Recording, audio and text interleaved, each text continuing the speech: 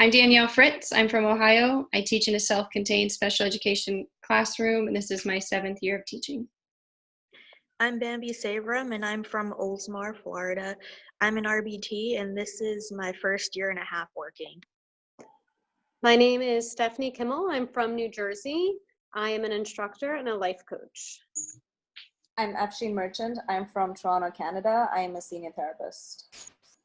Hi, I'm Christina. I currently work as a recreational therapist on a behavioral health unit, and I'm from New Jersey.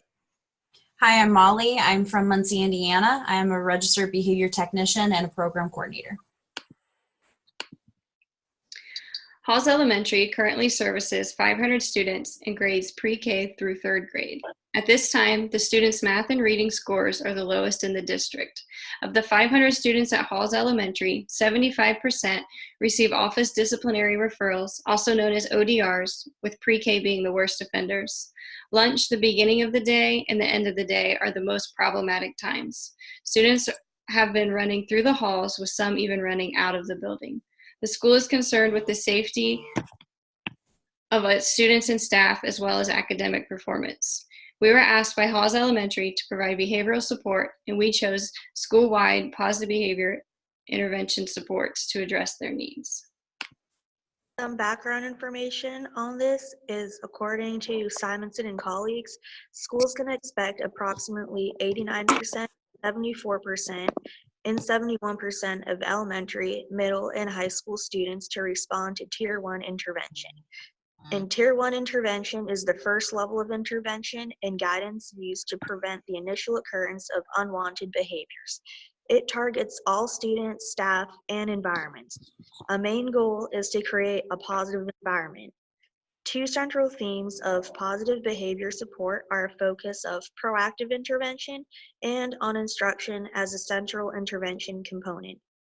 Proactive interventions are used because they address the issue before it occurs, giving instructors and teachers more time to pay attention to other students, rather than dealing with the extra time it takes to correct a problem behavior after its occurrence.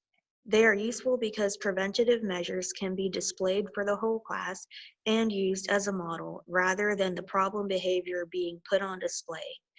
And according to Simonson and colleagues, the administrator can now allocate her time to more proactive and preventative approaches and be an instructional leader rather than a disciplinarian. I'll now provide an overview of SWPBIS. SWPBIS is a proactive, systems-level approach that enables schools to effectively and efficiently support student and staff behavior. It aims to establish a social culture within schools where students expect and support appropriate behavior from one another, thereby creating a school environment that is socially predictable, safe, and positive. The primary goals of SWPBIS are to reduce problem behaviors that lead to office discipline referrals and suspensions, and to change the overall perceptions of school safety. The implementation of SWPBIS has been found to have significant positive effects related to students' behavioral, social, emotional, and prosocial behavior. Additionally, SWPBIS has been found to decrease office discipline referrals by 33% when compared to schools that have not implemented an SWPBIS intervention. The majority of behavioral interventions designed to reduce disruptive behavior have employed individual contingencies. These contingencies require a great deal of time and resources for correct implementation, which may often seem unrealistic and impractical to teachers.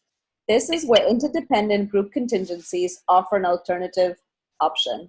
Interdependent group contingencies reinforce the group based on the entire class meeting a specified criterion.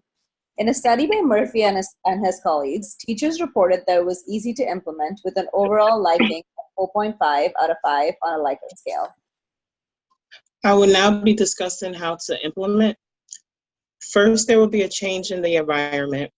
Teachers will be placed at different positions at the exits, and the lunch schedule will be staggered to prevent having a lot of students in the hall at once.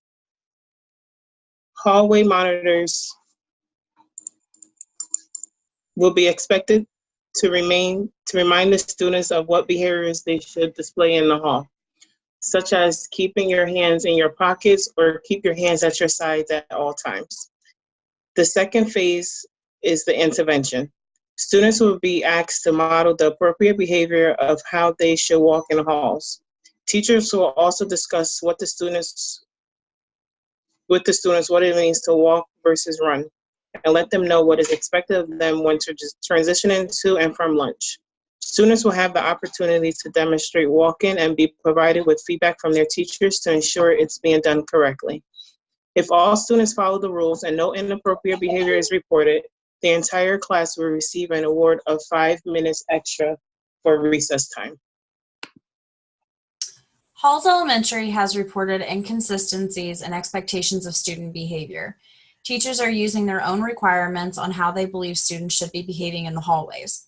The greatest concern is that students are running in the hallways and running in and out of the building. Undoubtedly, this is causing chaos within the school. This chaos is also resulting in students falling behind academically. It has been reported that student math and reading levels are the lowest in the district. The implementation of SWPBIS will create very clear expectations for student behavior. Making these expectations clear and universal for all students within the school will cut down on distractions within the hallways and offer better chances of academic success to the students. More importantly, the implementation of SWPBIS will ensure the safety of all students and staff. And some final tips: SWPBIS is a proactive behavior approach that has a positive impact on student behavior. It will be implemented at Halls Elementary, first at the Tier 1 level, which is school-wide or universal. And for the students that do not respond to Tier 1, the next two tiers, 2 and 3, may also be used to better support those students individually. These options, if needed, will be discussed at a later date. The greatest need for intervention is safety. The implementation of SWPBIS